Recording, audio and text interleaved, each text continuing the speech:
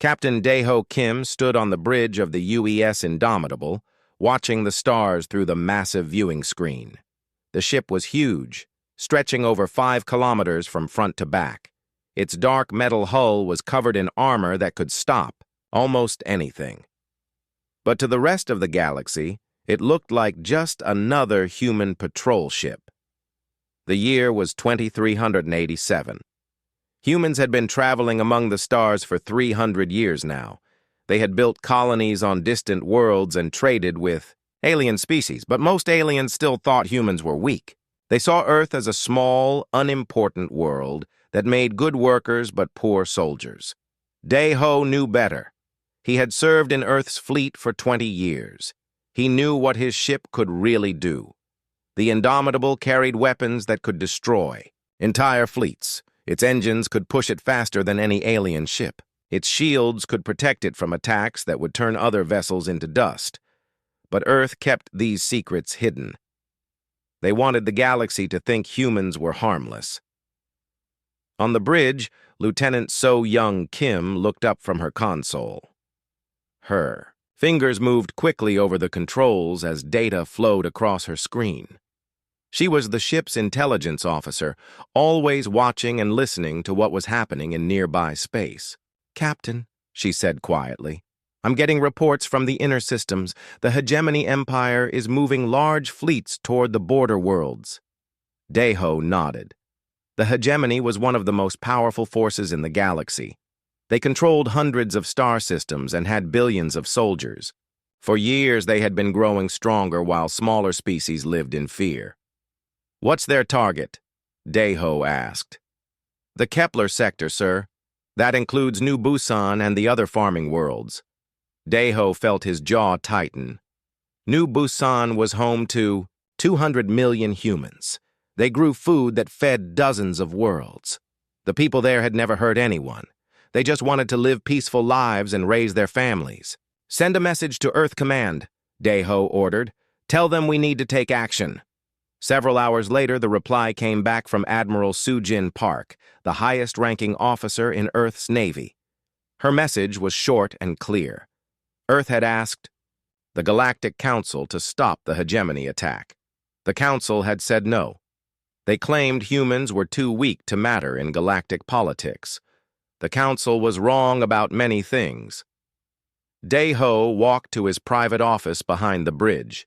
On his desk was a sealed folder marked with Earth's highest security level. Inside were orders that had been prepared months ago. Earth's leaders had known this day would come. The folder contained the details of Operation Thunderbolt. For decades, Earth had been building ships in secret.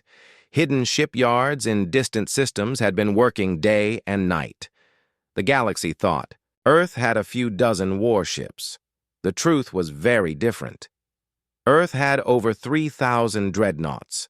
Each one was larger and more powerful than anything the galaxy had ever seen. They carried weapons that could crack planets and shields that could stop Starkiller missiles. They moved through space like hunting wolves, silent and deadly. But until now, Earth had kept them hidden. Daeho opened a secure communication channel to Captain Hai-Jin Choi. Her ship, the Retribution, was patrolling near New Busan. Like the Indomitable, it looked like an ordinary human vessel to outside observers, but Hae-Jin knew the truth about what her ship could do. "Hae-Jin," Daeho said when her face appeared on his screen, "have you seen the Hegemony movements?" "I have," she replied. Her voice was calm, but Daeho could see the anger in her eyes. "Their advanced scouts are already in the system. They're scanning our defenses." "What defenses?" Daeho asked with a slight smile. Hae-Jin smiled back. "Exactly. The Hegemony scouts would see what looked like a few small human patrol ships and some basic orbital platforms. They would report back that New Busan was defenseless. Their commanders would expect an easy victory. They were about to learn how wrong they were." On Earth, Admiral Soo-Jin Park sat in the command center deep beneath the planet's surface. Around her, hundreds of officers worked at control stations that could coordinate fleets across the entire galaxy. Giant screens showed the positions of every human ship, from tiny scouts to massive dreadnoughts. Most of those dreadnoughts were still hidden, waiting in dark space between the stars. But soon, they would reveal themselves. Su-Jin had been planning for this moment her entire career. She had grown up hearing stories about humanity's first contact with alien species. Back then, humans had been excited to join the galactic community. They had hoped to learn from older, wiser civilizations. Instead, they had found a galaxy ruled by fear and violence. Stronger species bullied weaker ones. The Galactic Council only protected worlds that could protect themselves. Peace existed only because everyone was too afraid to fight. Humanity had learned quickly. If they wanted to survive, they needed to become strong, but they also needed to be smart. So they had pretended to be weak while building the most powerful fleet in galactic history. Commander Jinwoo Lee stood on the bridge of the Thunderstrike, watching hegemony ships gather at the edge of the Kepler sector. His vessel was hidden behind a small moon, its advanced stealth systems making it invisible to enemy sensors. Jinwoo had been born on New Busan. His parents still lived there, along with his sister and her children. The thought of hegemony soldiers attacking his home world made his blood boil. But he would not let anger cloud his judgment. Earth's fleet had trained for decades to fight this kind of war. Every human captain knew their role. Every ship was exactly where it needed to be. The Bay, hegemony had numbers, but humans had something better. They had technology that was 50 years ahead of anything else in the galaxy. They had tactics that no alien commander could predict. Most importantly, they had the will to fight for their people. Jinwoo opened a channel to his crew. All hands, this is the commander. In a few hours, we're going to show the galaxy what happens when someone threatens human worlds. Remember your training. Trust your weapons. Take care of each other. The crew responded with quiet determination.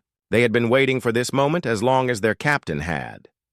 Back on the Indomitable, Daeho received final confirmation from Earth Command. The hegemony fleet was moving toward New Busan. They had over 200 warships, including several of their largest dreadnoughts. Against any other target, it would be more than enough. But they were not attacking any other target. They were attacking humanity, and humanity was ready. Daeho looked around his bridge one last time. His crew was calm and focused. Their weapons were charged and ready. Their shields were at full power.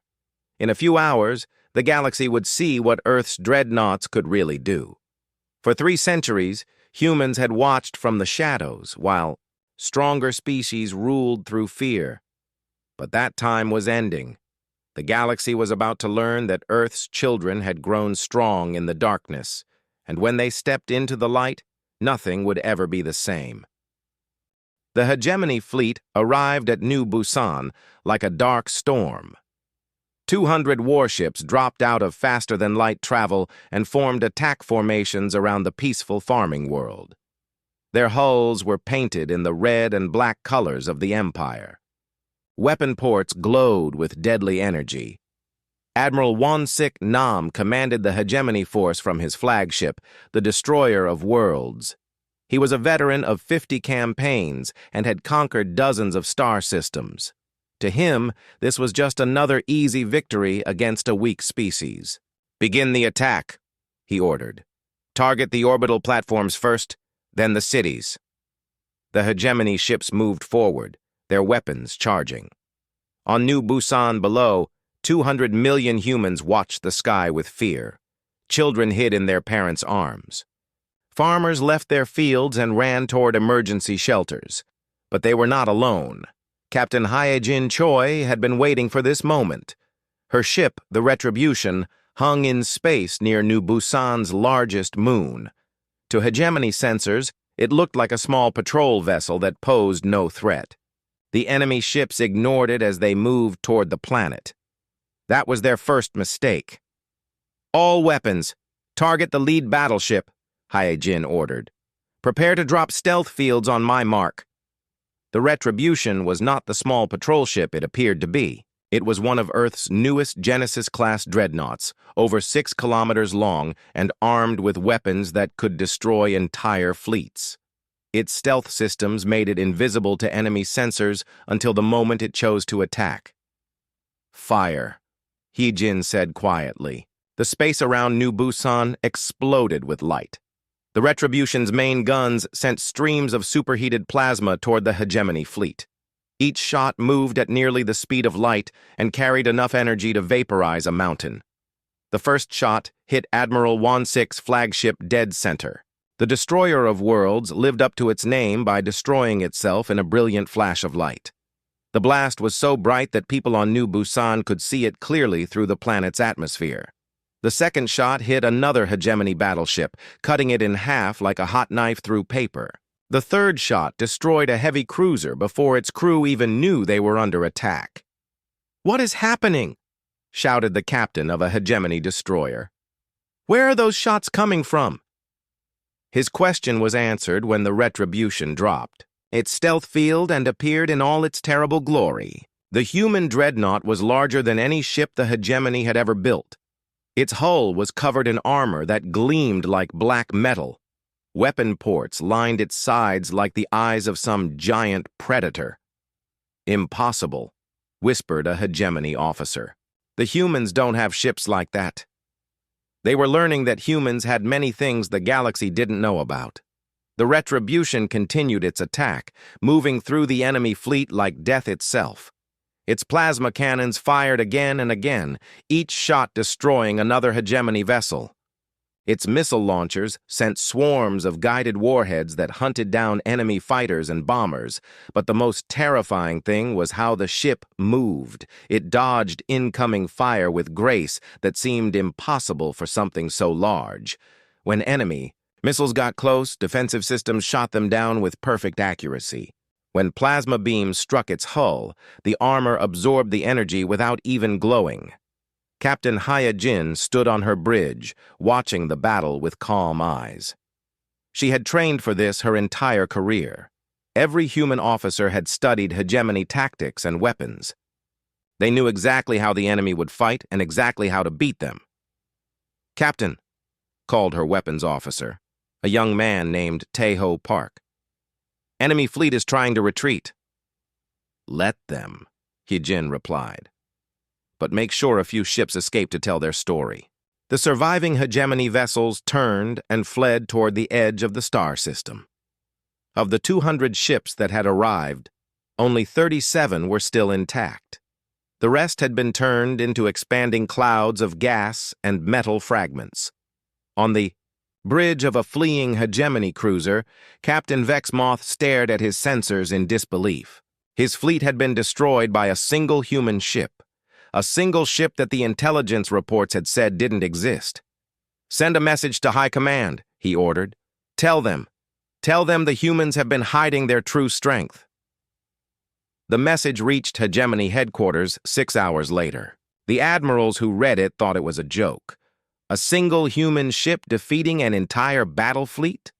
Impossible. The report must be wrong, but similar reports began arriving from other sectors. Human ships that looked small and harmless were revealing themselves to be massive dreadnoughts with impossible weapons. Hegemony patrols were disappearing without trace. Supply convoys were being destroyed by enemies that appeared from nowhere and vanished just as quickly. On Earth, Admiral Soo-Jin Park watched the reports with satisfaction. The first phase of Operation Thunderbolt was proceeding perfectly. The galaxy was starting to realize that humanity was not what it seemed, but this was only the beginning. In the depths of space, hidden fleets began to move. Dreadnoughts that had been waiting in the darkness for decades finally received their orders. All across human space, shipyards that had been disguised as mining stations began launching vessels that dwarfed anything the galaxy had ever seen. Captain Daeho Kim received new orders as he patrolled the outer rim. The Indomitable was to join, with 2 other dreadnought squadrons, and begin offensive operations against hegemony supply lines. No longer would Earth's ships hide and wait. Now they would hunt. "Helm, set course for the Andromeda Junction," Daeho ordered. Best speed. The Indomitable's engines came to full power, pushing the massive ship faster than any hegemony vessel could travel. Behind it, space twisted and bent as the Dreadnought entered hyperspace. In the Galactic Council chambers, emergency sessions were being called. Representative Min-Ah Jung from Earth sat quietly as alien diplomats argued about what to do. The B, hegemony ambassador, was demanding action against human aggression. Other species were asking why Earth had hidden such powerful warships. Minna waited until the chamber was quiet before she stood to speak. For 300 years, she said, humanity has asked this council for protection. We have begged you to stop aggressors who attack peaceful worlds. Every time, you have told us we are too weak to matter. The chamber was silent as her words echoed off the walls. You were wrong, she continued. We are not weak. We simply chose to hide our strength until it was needed. Now it is needed. And the galaxy will see what humanity can do when our people are threatened. The alien diplomats looked at each other with growing fear. If humans had been hiding dreadnoughts like the one that destroyed the hegemony fleet at New Busan, how many more did they have? What other secrets had Earth been keeping? They were about to find out. In the command center beneath Earth's surface, Fleet Admiral Taemin John was preparing the next phase of the operation. Screens showed human fleets moving toward their targets all across the galaxy. Each fleet was composed of ships that were larger, faster, and more heavily armed than anything their enemies could field. The hegemony had thought they were attacking a weak farming world. Instead, they had awakened something that had been sleeping in the darkness for 3 centuries. And now that something was fully awake and very, very angry, the news of the hegemony's defeat at New Busan spread across the galaxy like wildfire. On every world, people gathered around communication screens to hear the impossible story. A single human ship had destroyed an entire battle fleet. The recordings showed plasma beams that cut through enemy vessels like they were made of paper. But Hegemony High Command refused to believe it. Admiral Kreshitar, commander of their elite Crimson Fleet, slammed his fist on the planning table as he studied the reports. One ship, he growled. They claim one human ship did this. Our commanders are cowards who fled at the first sign of resistance. Kreshitar was the most feared admiral in the Hegemony Navy. His red-hulled warships had crushed rebellions on 100 worlds. He had never lost a battle, and he was not about to start losing to humans. Prepare the fleet, he ordered. We're going to show these humans what real power looks like. The Crimson Fleet was the pride of the Hegemony military. 50 of their most advanced warships, each one painted in the blood-red color that had become a symbol of terror across the galaxy. Their weapons could crack planets. Their armor could stop almost any attack. Kreshitar chose his target carefully. New Seoul was one of humanity's most important industrial worlds. Billions of people lived there, working in factories that built everything from farming equipment to medical supplies. If he could capture or destroy New Seoul, it would cripple human production for decades. But he would not make the same mistakes as Admiral Won-sik. This time, the hegemony would bring overwhelming force. On New Seoul, Commodore Ji-hoon Park received warning that the Crimson Fleet was approaching. He stood in his command center, watching displays that showed enemy ships gathering at the edge of the star system. 50 warships against his small defense force.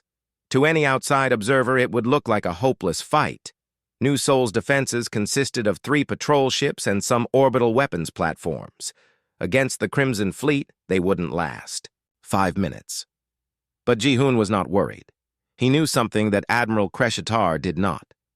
Contact the Defiant and the Thunder, he ordered. Tell them to prepare for combat operations. The 2 other patrol ships were not what they seemed. Like every human vessel in space, they were disguised dreadnoughts waiting for the right moment to reveal their true nature. Captain Yoon-jung Lee commanded the Defiant, while Captain Dong-hyun led the Thunder. Together, The three ships represented more firepower than most star nations could field in their entire navies. The Crimson Fleet arrived in the new Sol system like a red tide of death. Admiral Kreshatar's flagship, the Blood Emperor, led the formation as they approached the industrial world. The admiral expected to see human ships fleeing in terror. Instead, he saw three small patrol vessels moving toward his fleet. Are they insane? He wondered aloud. Do they think three tiny ships can stop us? His answer came in the form of a massive energy signature as the three human ships dropped their stealth fields simultaneously. Where there had been three patrol vessels, there were now three enormous dreadnoughts, each one bristling with weapons that made space itself glow with deadly energy. All ships attack formation, Kreshatar shouted. Destroy those ships. The Battle of New Sol began with both fleets firing everything they had. The Crimson Fleet's crimson-colored plasma beams lit up space as they converged on the human dreadnoughts. Missile swarms filled the void between the two forces. The noise was so loud that people on New Sol's surface could hear it through the planet's atmosphere. But the human ships were ready for everything the hegemony could throw at them. Captain Yunjung Lee watched the incoming fire from her position on the Defiance Bridge. The ship's defensive systems were already working, shooting down missiles with perfect accuracy.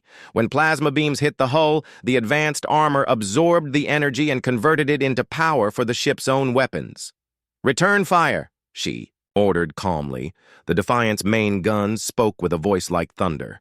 Each shot sent a stream of superheated plasma toward the enemy fleet at nearly the speed of light.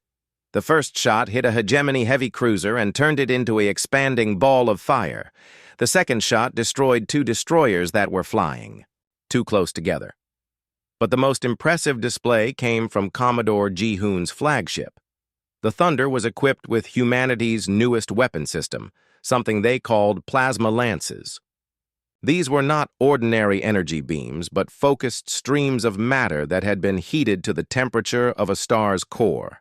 When the Thunder fired its lance, the beam cut through 5 hegemony ships in a single shot. It passed through their armor like it wasn't even there, turning metal into gas and gas into pure energy. The surviving crews barely had time to scream before their ships exploded. Admiral Kreshatar stared at his tactical display in horror. Half his fleet was already gone, and the human ships hadn't even taken damage. Their armor was holding against everything his weapons could do. "How is this possible?" he whispered. The answer was something the galaxy had never seen before. Human. Technology had advanced far beyond what any other species had achieved. While the rest of the galaxy fought with weapons that were hundreds of years old, humanity had been quietly developing new sciences that bordered on the impossible. Their armor was made from materials that could absorb energy and convert it into useful power. Their weapons used controlled fusion reactions to create temperatures that shouldn't exist outside of stars. Their engines could bend space itself to achieve speeds that broke every known law of physics, but most importantly, their crews had trained for decades to use these weapons effectively. Captain Dong-hyun demonstrated this as he guided the Thunder through the enemy fleet. The massive dreadnought moved with grace that seemed impossible for something so large. It dodged incoming fire while its own weapons picked off enemy ships one by one. "Target their flagship," Ji-hoon ordered. "Let's end this." The 3 human dreadnoughts focused their fire on Admiral Kreshatar's command ship. The Blood Emperor was the largest vessel in the hegemony fleet, protected by the best armor and shields they could build. Under normal circumstances, it would take hours of concentrated fire to penetrate its defenses. The human ships destroyed it in 30 seconds. The combined firepower of 3 plasma lances hit the Blood Emperor simultaneously. The ship's shields flared and died instantly. Its armor, which had been designed to stop planet-killer weapons, melted like ice in a furnace. The massive vessel broke apart in an explosion so bright that it lit up the entire star system. With their admiral dead and most of their fleet destroyed, the surviving hegemony ships tried to retreat. But the human dreadnoughts were faster. They hunted down the fleeing vessels like wolves chasing rabbits, destroying them one by one until nothing was left but debris and radiation. The Battle of New Seoul lasted exactly 47 minutes. When it was over, the entire Crimson Fleet had been eliminated. Not a single human ship had been seriously damaged. Across the galaxy, the recordings of the battle were being broadcast on every communication network. Alien species watched in amazement as 3 human ships destroyed 50 of the hegemony's best warships. The weapons they witnessed were like nothing anyone had ever seen. But the most shocking moment came at the end, when Commodore Ji-hoon made a galaxy-wide broadcast from his bridge. "This is a message to all who would threaten human worlds," he said, his voice calm and steady. "We have hidden our strength for 300 years while we watched the galaxy burn with endless wars. No more. From this day forward, humanity will defend itself and its allies with whatever force is necessary." He paused, looking directly into the camera. "We are not the weak species you thought we were. We are something else entirely, and if you choose to test us, you will learn exactly what that means." The broadcast ended, leaving the galaxy in stunned silence. Everything they thought they knew about humans had been wrong. Earth was not a minor world with a small fleet. It was home to a military power that could challenge anyone in the galaxy. And they were just getting started. Admiral Kyung-ho Shin stood in Earth's deepest command center, watching dozens of holographic displays that showed the entire galaxy.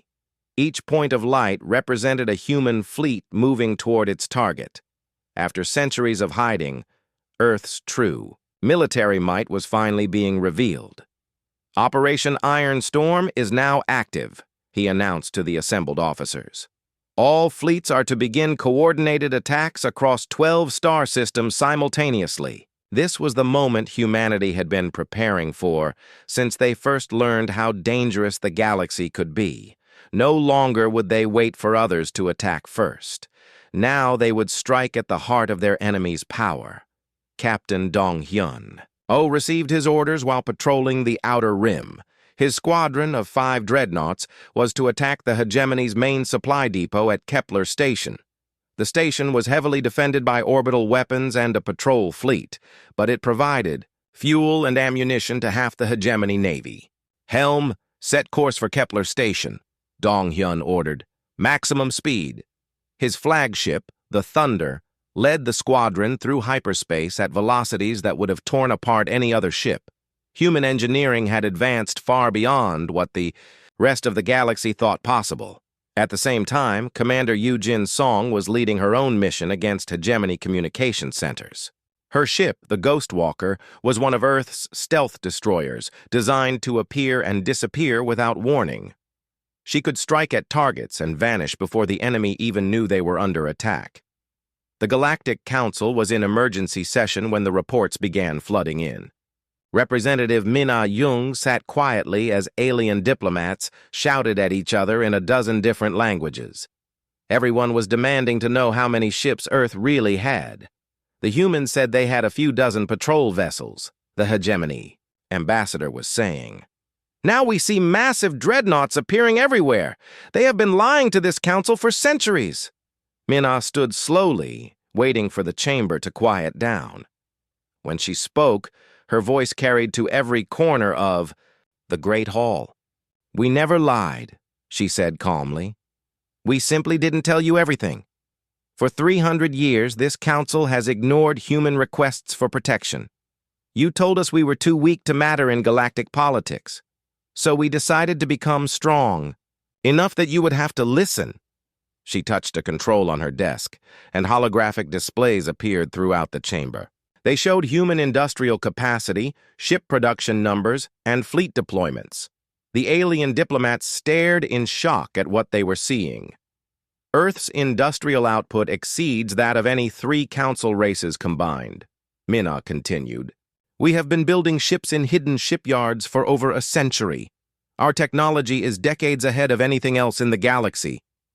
The hegemony ambassador stood up, his face twisted with rage. "This is an act of war against the established order." "No," Mina replied. "This is an act of defense against those who would destroy peaceful worlds. The established order failed to protect anyone, so humanity will create a new order." While the council argued, Captain Donghyun's squadron arrived at Kepler Station.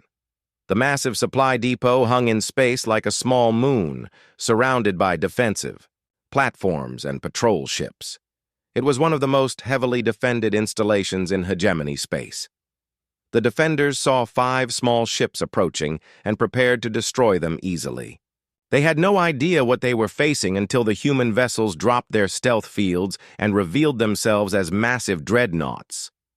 "All ships, attack formation," Donghyun ordered. "Target the supply depots first, then the defensive platforms." The Battle of Kepler Station was over in minutes. Human plasma lances cut through the defensive platforms like they were made of paper. Missile swarms from the dreadnoughts destroyed every patrol ship before they could return fire. The supply depot itself, which had taken years to build, was reduced to scattered debris in less than half an hour. Similar scenes were playing out across the galaxy. Commander Yu-Jin Song struck 3 communication centers in rapid succession, her stealth ship appearing from nowhere to destroy them before vanishing again. Captain In-ho Yoon led an assault on a major hegemony shipyard, turning it into a cloud of expanding gas. But the most impressive display came from Admiral Byung-ho Kang and his single dreadnought squadron at the Battle of Titan's Gate.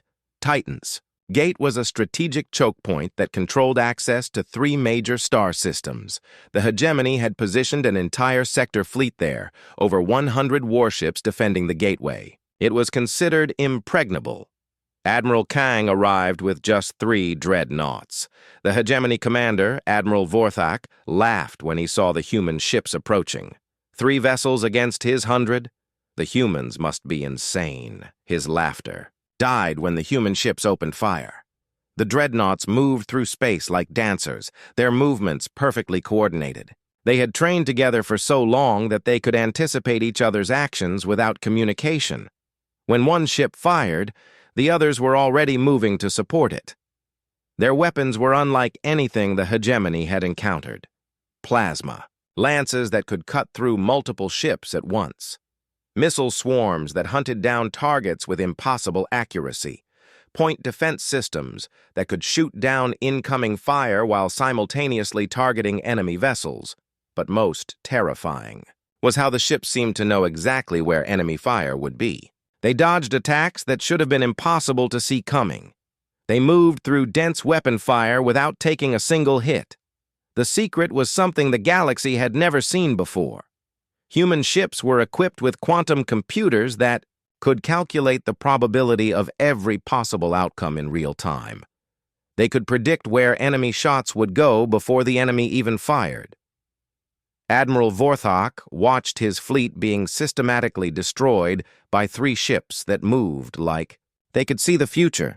His heavy battleships, which had conquered dozens of worlds, were being picked apart like toys. "All ships focus fire on the lead vessel," he ordered desperately. 100 hegemony ships concentrated their fire on Admiral Kang's flagship. The amount of energy being directed at the single human vessel was enough to vaporize a small moon. Space itself seemed to catch fire as plasma beams and missile explosions lit up the void. When the light faded, the human dreadnought was still there, completely undamaged. "Impossible," Vorthak whispered. The human ship's armor had absorbed every attack and converted the energy into power for its own weapons. Now those weapons spoke with a voice like thunder. A single plasma lance from the human flagship cut through 6 hegemony battleships in one shot. The beam was so powerful that it continued traveling after destroying its targets, lighting up the nearby nebula like a second sun. The battle ended with the complete destruction of the hegemony sector fleet. 3 human dreadnoughts had defeated over 100 enemy warships without taking any significant damage. The recordings of the battle were broadcast across every communication network in the galaxy. Alien species watched in amazement and terror as human ships demonstrated capabilities that seemed to violate the laws of physics. Stock markets crashed as governments realized that every assumption about galactic power had been wrong. Species that had considered themselves strong now understood that they were insects compared to humanity's military might. On the hegemony homeworld, emergency meetings were being held as leaders tried to understand what they were facing. The humans had revealed weapons and tactics that were generations ahead of anything else in the galaxy. Their ships moved with impossible grace and fired with devastating accuracy. But the most terrifying thing was the coordination. Every human attack had been perfectly timed. Every fleet had struck its target at exactly the right moment. It was clear that Earth's military operated with a level of planning and discipline that no other species had achieved. Fleet Admiral Tae Min. John watched the reports from his command center on Earth. Phase 2 of Operation Iron Storm was proceeding perfectly. The galaxy was beginning to understand that humanity was not what it had pretended to be. "Send orders to all fleet commanders," he told his staff. "Begin Phase 3. It's time to show them what we can really do." Across the galaxy, human dreadnoughts received new orders. The demonstration was over. Now the real war would begin, and the galaxy would learn why Earth's children were called the sleeping giant. Because when the giant finally woke up, nothing could stop it from reshaping the universe itself. 30 years earlier, Captain Jae-Sung Lim had been exploring a dead star system on the edge of known space. His small research vessel, the Explorer, was part of a secret mission to map regions that other species had marked as empty. What he found there changed everything humanity thought they knew about the galaxy. Floating in the void around a cold, dark star were the remains of an ancient civilization. Massive structures that must have taken centuries to build were now nothing but twisted metal and shattered stone. Ships larger than Earth's biggest cities drifted silently through space, their hulls split open like broken eggs. "Captain," called his science officer, a young woman named Dr. Chang Min-yu. "These readings don't make sense. The metal in these ruins contains elements that shouldn't exist naturally." Jae-Sung studied the data on his screen. The dead civilization had possessed technology that seemed impossible. Their ships had been built from materials that could repair themselves. Their weapons had used forces that human science barely understood. "How long ago did this happen?" he asked. "Based on the radiation decay, I'd estimate about 50,000 years. "But, Captain, that's not the strangest part."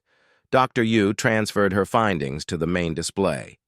As Jae-Sung watched, she showed him evidence that this was not the first dead civilization in this region of space. Layer upon layer of ruins suggested that multiple advanced species had lived here over millions of years, and all of them had been destroyed. "Something has been hunting advanced civilizations for a very long time," Dr. Yu said quietly. "Something that comes from outside the galaxy. They spent 3 months studying the ruins before they found the warning. It was carved into a massive stone monument that had somehow survived the destruction. The writing was in a language no human had ever seen, but Dr. Yu's translation computers eventually broke the code. The message was simple and terrifying. They return every 50,000 years. We could not stop them. Perhaps those who come after us will be stronger." Jae-Sung sent an encrypted message back to Earth immediately. Within days, representatives from Earth's highest levels of government arrived to see the ruins for themselves. What they learned there led to the most secret project in human history. Fleet Admiral Soo-Jin Bae had been a young officer then, fresh out of the academy and eager to serve among the stars. When she was assigned to the newly created Deep Defense project, she thought it was just another research program. She was wrong. "The evidence is clear," Dr. Chang Min-yu explained to the assembled officers in a briefing room deep beneath Earth's surface. "Every 50,000 years, something comes from the dark space between galaxies. They destroy every advanced civilization they find. then disappear again. The last attack was exactly 50,000 years ago, Fleet Admiral Su Jin said, which means they're due to return soon. The room was silent as everyone absorbed this information. Humanity had only been in space for a few centuries. They were barely aware that other galaxies existed, let alone that something dangerous lived in the void between them. "What do we know about these attackers?" asked Admiral Sujin Park, who was then just a captain. "Not much," Dr. Yu admitted. "The ruins suggest they use technology that's far beyond anything we've seen. Their ships are the size of moons. Their weapons can destroy entire star systems." "Then how do we fight them?" Sujin asked. The answer to that question led to the creation of the Dreadnought program. Engineer Hai-Wan Kim had been working on experimental ship designs when she was brought into the project. Her job was to design vessels that could survive a war against enemies with impossible technology. "We can't match their raw power," she explained to the design team. "So we need to be smarter, faster, more adaptable." Over the next 20 years, she developed the fusion plasma hybrid drives that gave human ships their incredible speed. She created the quantum coherent armor that could absorb energy and convert it into useful power. Most importantly, she designed ships that could think for themselves. Human dreadnoughts were not just warships. They were thinking machines with artificial minds that could process information faster than any biological brain.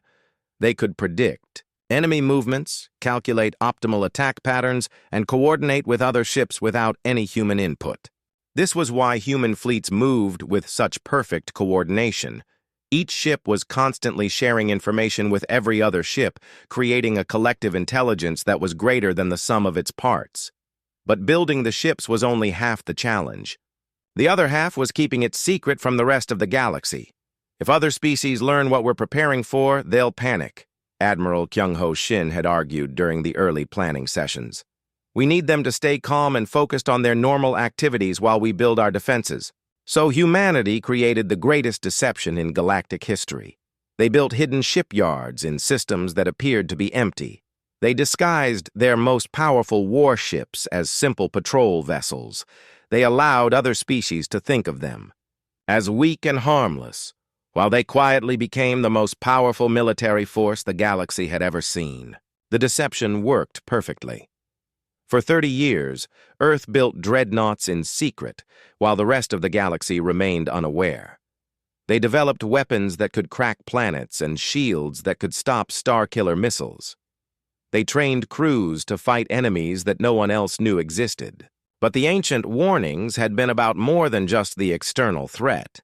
The ruins suggested that the attackers had help from within the galaxy itself. Some species would always choose to serve stronger masters rather than fight for their freedom. This was why Earth's leaders had been so concerned about the hegemony's growing power. The Empire's aggressive expansion and willingness to destroy peaceful worlds made them perfect candidates to become servants of the dark space dwellers. Admiral Sang-Ho Kwan had been studying hegemony behavior patterns for years. Their tactics, their technology, their political structure, everything suggested they were being influenced by something outside normal galactic civilization. "They're not just conquering for resources," he explained to the Galactic Council during a secret session. "They're systematically weakening every species that might be able to resist an external invasion." The council representatives stared at him in confusion. Most of them had never heard of the ancient warnings or the evidence found in the dead systems. "What external invasion?" asked the representative from the Centauri Republic. "That was when Mina Jung activated the holographic displays and showed them everything. The ruins, the warnings, the evidence that something terrible was coming from beyond the galaxy." The chamber erupted in chaos as representatives argued about whether to believe the human claims. Some species accused Earth of making up stories to justify their military buildup. Others demanded to see the evidence for themselves. But a few representatives went very quiet. They recognized the descriptions of the ancient attackers from their own species' oldest legends. Stories that had been dismissed as myths were suddenly taking on new meaning. "The Void Hunters," whispered the representative from the Andromedan Collective. "Our oldest songs speak of ships that came from the empty dark. We thought they were just stories."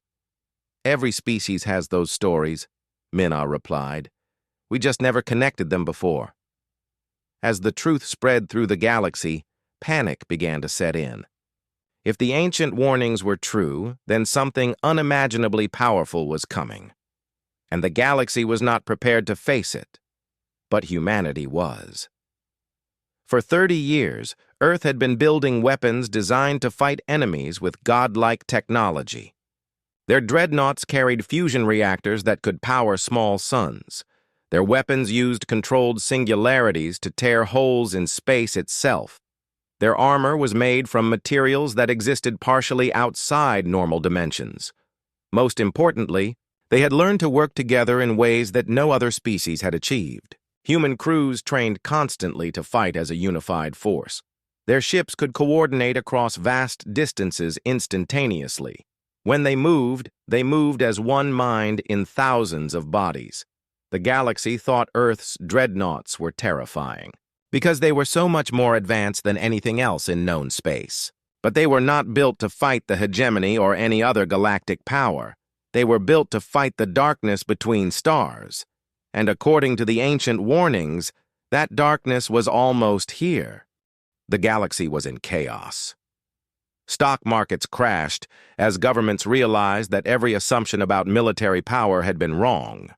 Trade routes shut down as merchant ships refused to travel without protection. Entire star systems declared neutrality, hoping to avoid being caught in the conflict between humanity and the hegemony. But Earth's dreadnought fleets were just getting started. Captain In-Ho Yoon commanded the destroyer, one of Earth's newest Genesis-class dreadnoughts. He had received orders to demonstrate human power by eliminating a problem that had plagued 3 star systems for decades. The Crimson Brotherhood was a pirate armada that had terrorized merchant ships and raided peaceful colonies throughout the Outer Rim.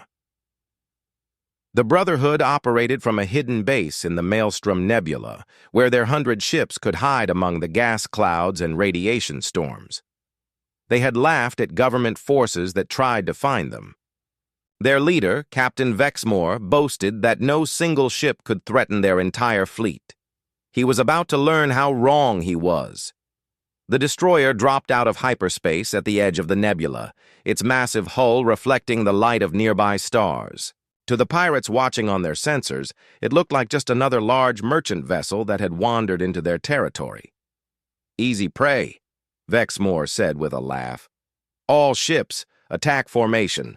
Let's take that cargo hauler apart." The Crimson Brotherhood fleet emerged from the nebula like hungry wolves. 100 pirate ships of various sizes, all painted in the blood-red color that had become their signature. They moved to surround the lone human vessel, expecting an easy victory. Captain In-Ho watched them approach with calm eyes. His crew was ready. His weapons were charged.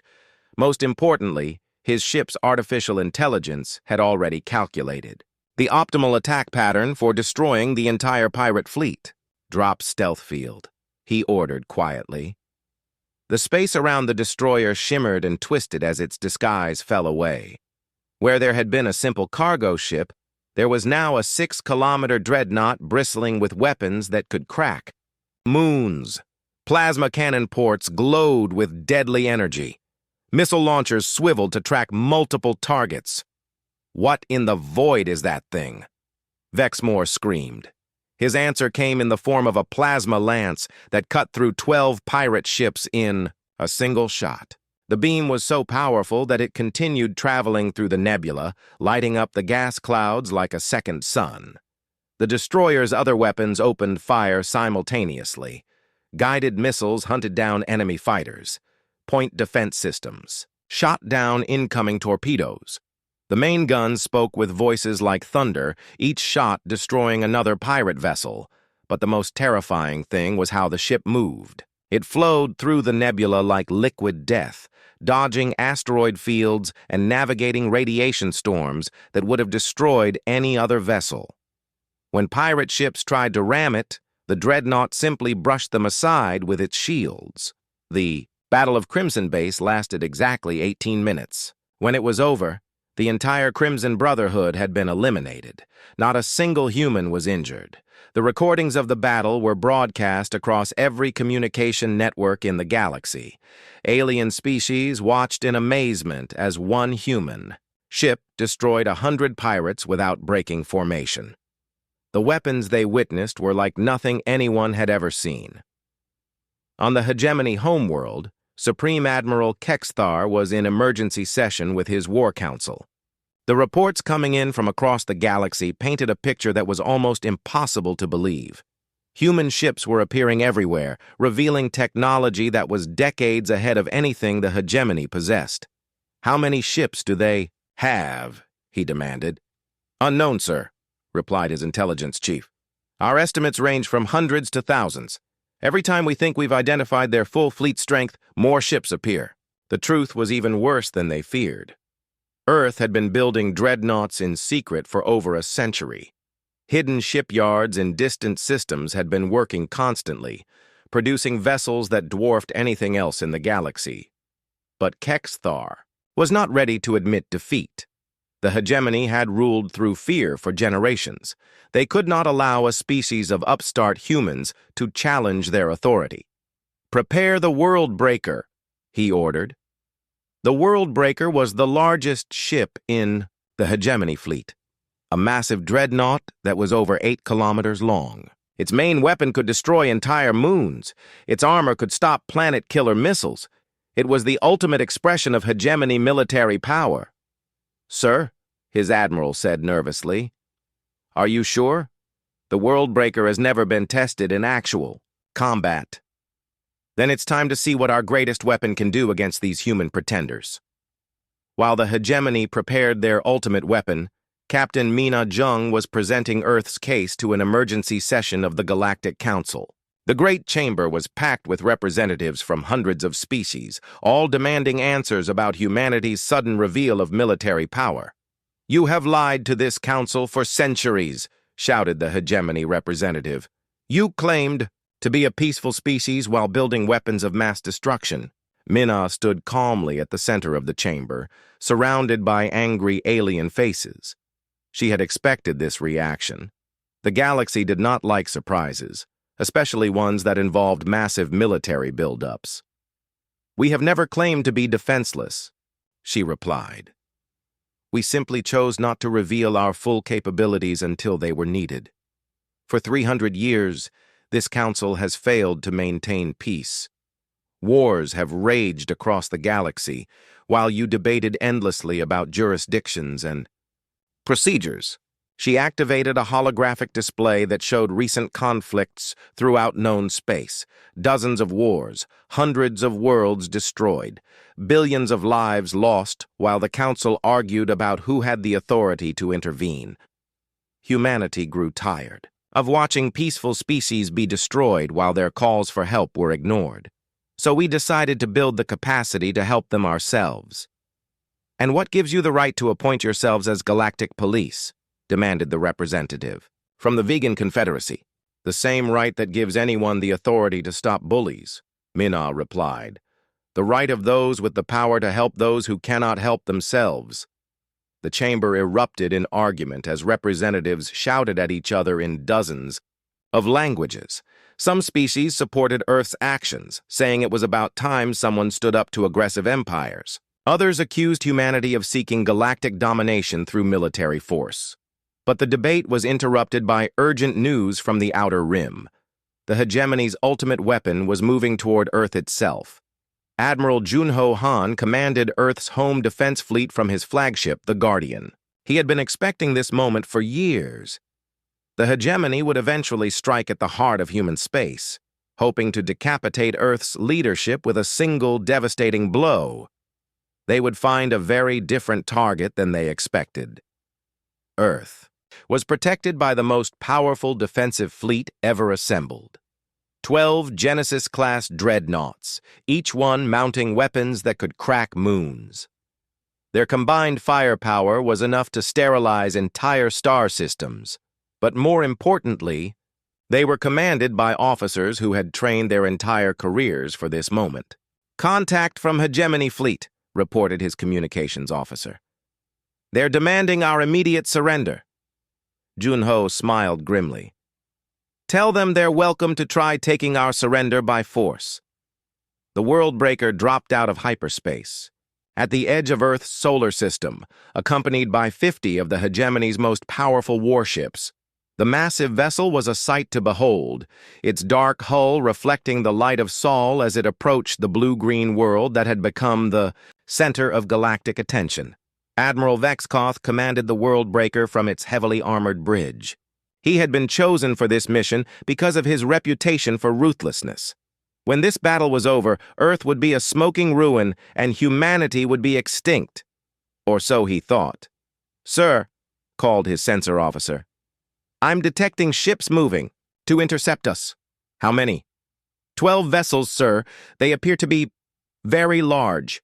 The Earth Defense Fleet emerged from behind Luna like avenging angels. 12 dreadnoughts in perfect formation, their hulls gleaming with quantum armor and bristling with weapons that made space itself glow with deadly energy. Admiral Vexkoth stared at the tactical display in disbelief. Each human ship was nearly as large as his own flagship. Together, they represented more firepower than most star nations could field in their entire navies. "All ships attack formation," he ordered. "Destroy those vessels." The Battle of Earth began with both fleets firing everything they had. The Hegemony ship's plasma beams lit up space as they converged on the human dreadnoughts. The Worldbreaker's main gun fired a beam so powerful that it temporarily outshone the sun. But the human ships were ready for everything the Hegemony could throw at them.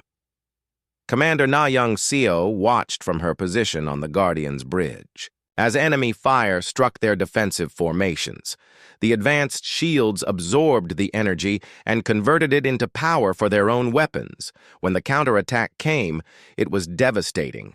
12 plasma lances spoke simultaneously, creating a web of destruction that no enemy could escape. The Hegemony escort ships were torn apart like paper in a hurricane. The destruction of the Worldbreaker sent shockwaves across the galaxy. The Hegemony's most powerful weapon had been eliminated by Earth's defense fleet without causing a single human casualty. Stock markets that had been crashing now went into complete freefall. Governments that had seemed stable for centuries began collapsing as people realized their leaders had no idea what was really happening in the galaxy.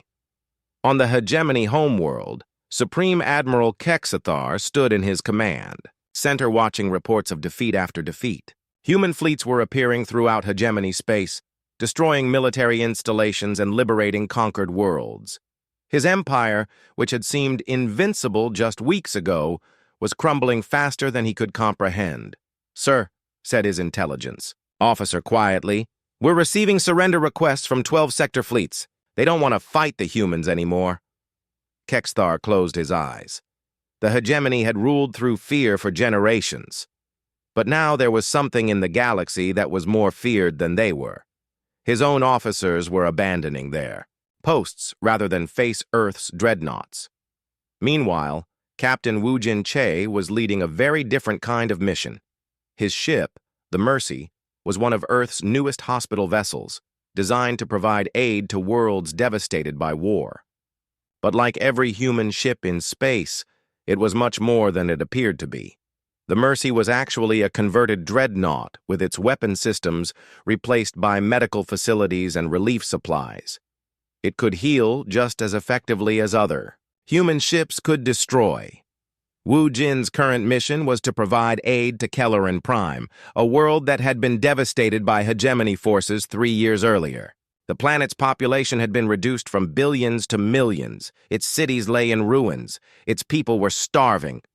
"Captain," called his medical officer, Dr. Haewon Park, "we're receiving requests for assistance from the surface. They have wounded down there who haven't received proper treatment in years."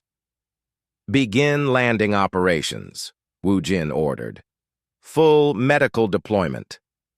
The Mercy's cargo bays opened to reveal hospitals that could treat thousands of patients simultaneously. Medical teams with equipment more advanced than anything the galaxy had ever seen began transporting to the surface. Within hours, people who had been dying from treatable diseases were walking around healthy. But the most important part of the mission was the message it sent. Humanity had revealed military power that could destroy entire fleets, but they were using that power to help those who needed it most. Similar scenes were playing out across the galaxy. Human fleets that could have conquered any world instead focused on providing aid and protection to species that had been oppressed by stronger neighbors. Captain So-Young Lee led a mission to Andromeda Station, where millions of refugees had been stranded for years while the Galactic Council debated their legal status. Her supply ships brought food, medicine, and construction materials that could house entire populations. "Why are you helping us?" asked the station's administrator, an elderly Centauri named Krelton who had been struggling to care for the refugees, with almost no resources. "Because we can," So-Young replied simply, "and because it's the right thing to do." This was humanity's true revolution. They had not revealed their military power to conquer the galaxy. They had revealed it to change how the galaxy worked. The Galactic Council was in emergency session almost constantly now. Representatives from hundreds of species were demanding answers, protection, and alliance with the mysterious humans who had suddenly become the most powerful force in known space. "The situation is unprecedented," announced Council Speaker Vorthon, an ancient being whose species had helped found the galactic government thousands of years ago. "Never before has a single species demonstrated such overwhelming military superiority." Representative Mina Jung stood to address the assembly. The chamber fell silent as she walked to the center of the Great Hall. "The Galactic Council has failed in its primary mission," she said, her voice carrying clearly to every corner of the vast space. "For centuries, you have been unable to maintain peace. Wars have raged while you debated. Peaceful species have been conquered while you argued about jurisdiction." She paused, looking around at the alien faces that surrounded her. "Humanity offers a new path forward. We propose a complete restructuring of galactic governance. No longer will might make right. No longer will aggressive species be allowed to prey on peaceful ones. From this day forward, the galaxy will be protected by those with the power to protect it." The chamber erupted in argument as representatives shouted at each other in dozens of languages. Some species supported Earth's proposal, saying it was about time someone took charge of galactic security. Others accused humanity of seeking to impose their will on everyone else. But the debate was interrupted by Admiral Seok Jin Park, who had just arrived from Earth with news that changed everything. "Council members," he announced, "I must inform you that our deep space monitoring stations have detected massive disturbances beyond the galactic rim. Something is approaching from the void between galaxies." The chamber fell silent as he activated holographic displays showing sensor readings from Earth's most advanced detection systems. The readings showed energy signatures that were unlike anything in known space. "The ancient warnings were true," Seok Jin continued. "Something is coming from the darkness between stars, and based on our analysis, it will arrive within the next 6 months. This was the moment humanity had been preparing for since they first discovered the ruins of ancient civilizations. The galaxy was about to face a threat that had been destroying advanced species for millions of years. But this time, something would be different. Commander Ji Young Lim had been stationed at one of Earth's deep space monitoring stations when the first signals were detected. Her job was to watch for any signs of the threat that the ancient warnings had predicted. "Commander," called her sensor officer, "I'm getting readings from Grid 7 Alpha, energy signatures that don't match anything in our database." Ji Young studied the data on her screens. The signals were coming from far outside the galaxy, in the empty void where nothing should exist. But the energy readings suggested massive objects moving at impossible speeds. "Send a priority alert to Earth Command," she ordered. "Include all sensor data and analysis. Classification: ancient threat." The message reached Earth within hours, triggering protocols that had been in place for 30 years. All across human space, fleets that had been fighting the hegemony received new orders. The war against the Galactic Empire was no longer their primary concern. Something much more dangerous was coming. Fleet Admiral Taemin John stood in Earth's deepest command center, watching displays that showed the entire galaxy. Red indicators marked the locations of human fleets throughout known space. Blue indicators showed allied species that had agreed to work with Earth's new defense plans. But his attention was focused on the dark regions beyond the galactic rim, where sensors were detecting the approach of something that had been the subject of nightmares for 30 years. "All fleet commanders," he announced over the Galactic Communication Network. "This is Fleet Admiral Gion. Operation Final Guardian is now in effect. All ships are to assume defensive positions according to predetermined plans. This is not a drill." Across the galaxy, human dreadnoughts began moving toward the outer rim. They were joined by ships from species that had chosen to ally with Earth rather than face the coming threat alone. The hegemony, meanwhile, was in complete chaos. Their leadership had been shattered by repeated defeats at human hands. Some sectors were trying to surrender to Earth. Others were attempting to maintain their independence. A few were even trying to flee to other galaxies. But Supreme Admiral Kexthar had received the same sensor readings that Earth had detected. The approaching threat was something that made humanity's dreadnoughts look like children's toys. "Send a message to Earth Command," he ordered quietly. "Tell them the hegemony formally requests alliance against the external threat." It was the first time in their history that the hegemony had asked anyone for help. The galaxy was finally united against a common enemy. Species that had been fighting each other for generations were now working together to prepare for something that could destroy them all. And at the center of it all were Earth's dreadnoughts, the ships that had been built specifically to fight this war. For 30 years, humanity had been preparing for the moment when the darkness between stars would return. That moment was almost here. Admiral Junho Han stood on the bridge of his flagship, watching as human fleets took their positions along the galactic rim. Behind him, allied ships from dozens of species formed the largest defensive force in galactic history. But he knew it might not be enough. The ancient warnings spoke of enemies with godlike technology, weapons that could destroy star systems, ships the size of moons. Humanity had built the most powerful fleet in the galaxy's history. Soon they would discover if it was powerful enough to protect everything they held dear. The final test was coming, and the fate of every living being in the galaxy hung in the balance. 6 months had passed since the galaxy learned of humanity's true military power. The war with the hegemony was over, ended not by conquest, but by necessity. Every species in known space now faced a threat that made their previous conflicts seem like children's games. Captain Daeho Kim stood on the bridge of the Indomitable, watching the edge of the galaxy through sensors that could see across impossible distances.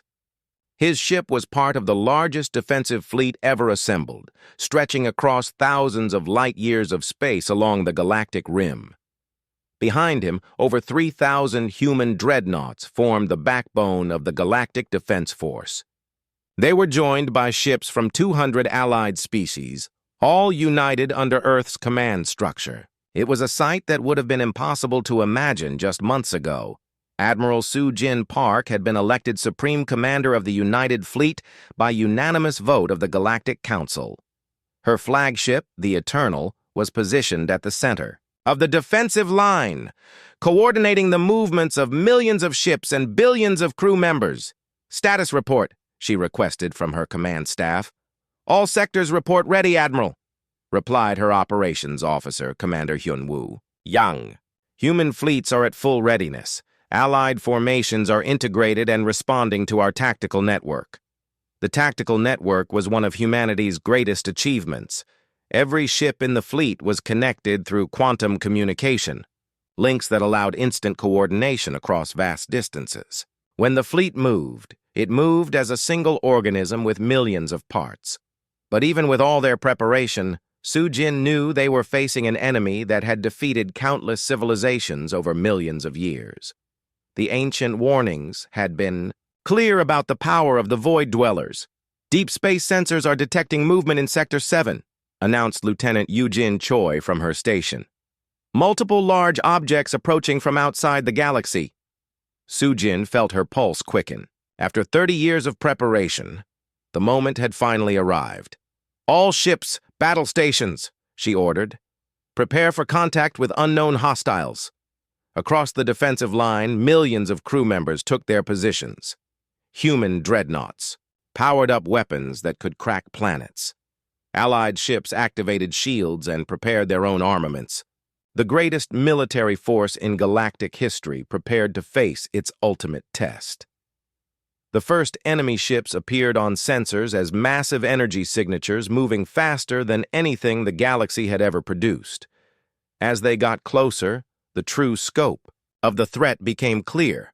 The Void Dwellers' vessels were enormous beyond imagination. The smallest was larger than Earth's biggest dreadnoughts. The largest were the size of small moons bristling with weapons that seemed to bend space around them. "My God," whispered Commander Jang as he studied the tactical display. "There are thousands of them." Captain Min Ho-yoon commanded one of the forward reconnaissance squadrons that made first contact with the enemy fleet. His ship, the Vigilant, was equipped with humanity's most advanced sensors and stealth systems. "Contact report," he transmitted to Fleet Command. "Enemy vessels are using technology we've never encountered. Their hulls appear to be constructed from some kind of living metal that repairs itself instantly. Their weapons are... I'm not sure how to describe them. They seem to be firing controlled black holes." The Void Dwellers had not spoken or attempted any form of communication.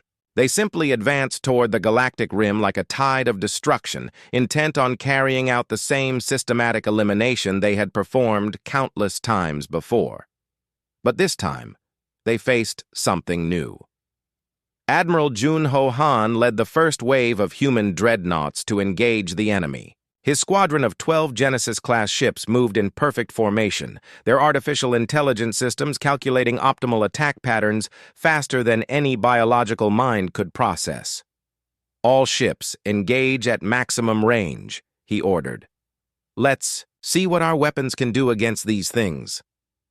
The human dreadnoughts opened fire simultaneously, sending streams of plasma that had been heated to stellar core temperatures. The beams struck the leading Void Dweller vessels and bounced off harmlessly. "No effect," reported Captain Yoon-soo Kim from her position aboard the Thunder. "Their hulls are absorbing our plasma lances completely." Jun-ho had expected this. The ancient warnings had made it clear that the Void Dwellers possessed defensive technologies that were far beyond anything the galaxy had developed. But humanity had prepared for this moment. "Switch to quantum torpedoes," he ordered. "Fire full spread." The quantum torpedoes were humanity's newest weapon, devices that created temporary rifts in space-time itself. When they struck the enemy vessels, reality seemed to stutter around the impact points. This time, there was an effect. The Void Dweller ships staggered under the assault, their living metal hulls rippling like water as they tried to repair damage that existed partially outside normal space. But the enemy response was devastating. The Void Dweller ships fired weapons. That seemed to tear holes in space itself. Miniature black holes streaked toward the human fleet, warping light and time around them as they traveled. Captain So-min An watched one of the projectiles approach her ship, the Defiance. Her artificial intelligence calculated that there was no way to avoid the attack. The black hole weapon would strike her vessel in 30 seconds and likely destroy it completely. But human ships had been designed for this kind of warfare. "Emergency jump," she ordered. "Micro-hyperspace displacement." The Defiance vanished from normal space for exactly 0.3 seconds, reappearing several thousand kilometers away as the black hole weapon passed through the space where it had been.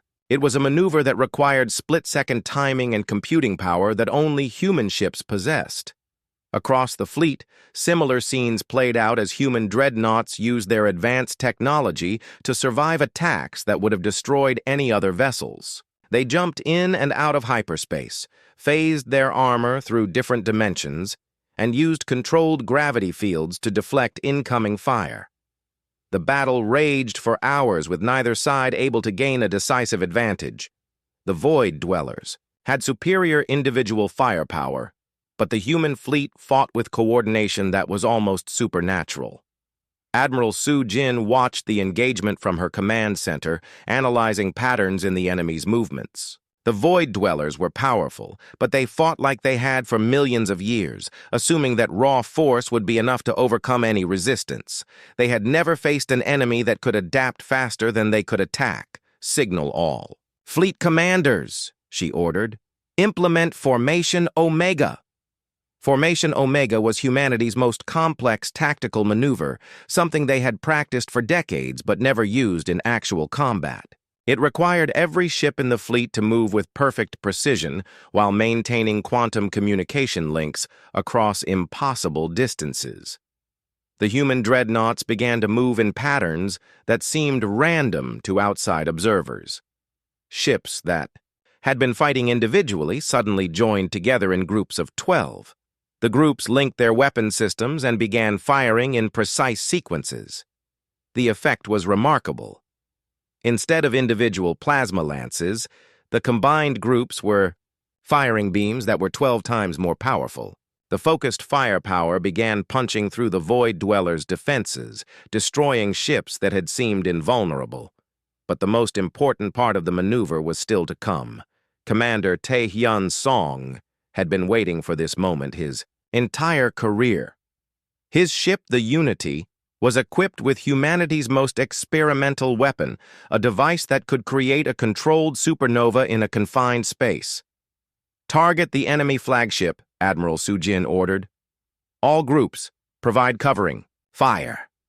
The Unity moved toward the largest Void Dweller vessel, a moon-sized ship that seemed to be coordinating the enemy fleet. Dozens of human dreadnoughts protected it from intercepting fire while it approached its target. The supernova weapon fired, creating a miniature star that existed for exactly 12 seconds before collapsing into itself. The energy released was equivalent to a medium-sized stellar explosion, concentrated into a space no larger than a city. The enemy flagship simply ceased to exist. With their command ship destroyed, the Void Dweller fleet began to falter. Their coordination broke down as individual ships tried to retreat back to the empty space between galaxies. But Admiral Su Jin had anticipated this moment. "All ships, pursue and destroy," she ordered. "We cannot allow any of them to escape and report back to their main force." The human fleet gave chase, hunting down the fleeing Void Dwellers with ruthless efficiency. Ships that had terrorized the galaxy for millions of years were destroyed one by one until nothing remained but debris and radiation.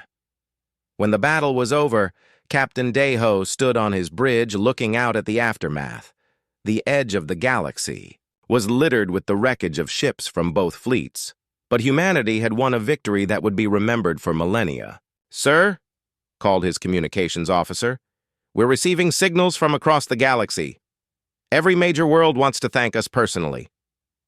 Daeho nodded, but his attention was focused on the deep space sensors. The Void Dwellers had been defeated, but the ancient warning suggested this was only a scouting force. Somewhere in the